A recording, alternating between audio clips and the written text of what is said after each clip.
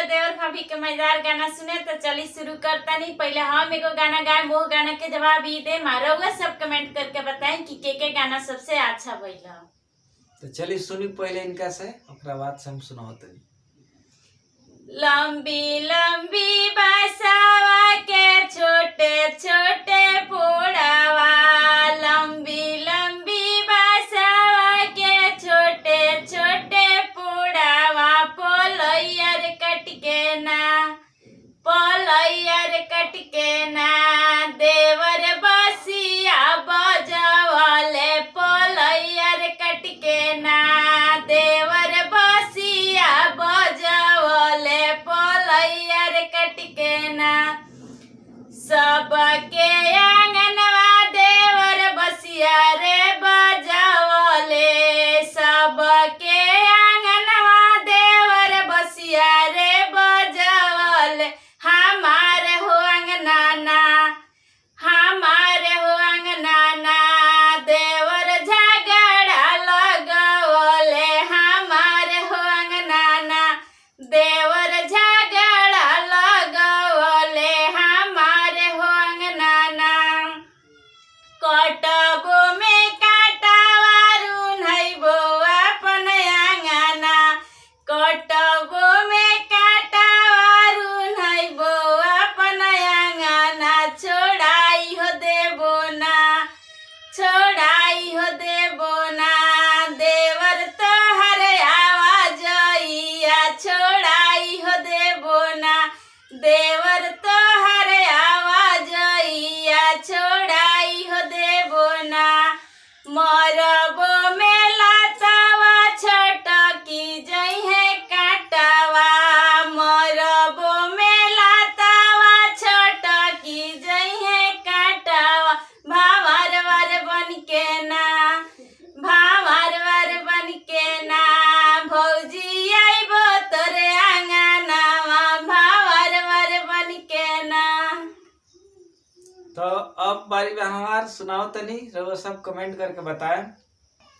अद बदरू सेली धनिया जहिया आवे तवार हो, अद बदरू सेली धनिया जहिया आवे तवार, हमर छुट्टी लिहल कि हमर छुट्टी लिहल माटी में मिलावत हो, कि तकिया से गेड़ देवेली, बयाना हमर फेर देवेली, कि तकिया से गेड़ देवेली, बयाना हमर फेर देवेली। फिर नेक्स्ट गाना सुनी इनका से, ओकरा बाद हम सुनाओ तनी। रहरिया बोआए राजा, रहरिया बोआए राजा, हरवा में हरवा लड़ाई के रहरिया बोआए राजा, हरवा में हरवा लड़ाई के रहरिया बोआए राजा, रहरिया सोहए राजा, रहरिया सोहए राजा, खुरुपी में खुरुपी लड़ाई के रहरिया सोहए राजा, खुरुपी में खुरुपी लड़ाई के रहरिया सोहए राजा, रहरिया काटए राजा, रहरिया काटए राजा, हसुआ में हसुआ लड़ाई के रहरिया काटए राजा, हसुआ में हसुआ लड़ाई के रहरिया काटए राजा। कोने खेतवा से गजरा चोरैलू, कोने कोना में जाके लुकैलू, कोने खेतवा से गजरा चोरैलू, कोने कोना में जाके लुकैलू ए धानी, कि ये हो धानी जानी जब खेता हवा तो खानी तू फेंके लगबू पानी ये धानी कि ये हो धानी जानी जब खेता हवा तो खानी तू फेंके लगबू पानी ये धानी।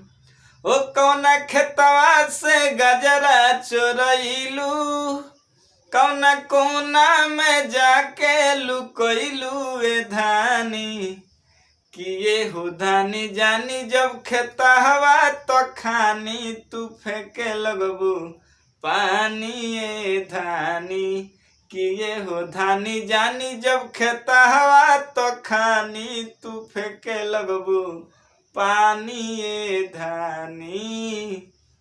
तो कमेंट करके बताएं कि आप सबके गाना कैसा लागल है। हमनी का मकसद सिर्फ आप सबके मनोरंजन के ध्यान में रख के गाना बनौले रहनी है। जहाँ चलिए मिलतन जा अगले वीडियो। अगर चैनल के सब्सक्राइब नहीं कैले तो चैनल के सब्सक्राइब कर ली और बेल आइकन के भी दबा ली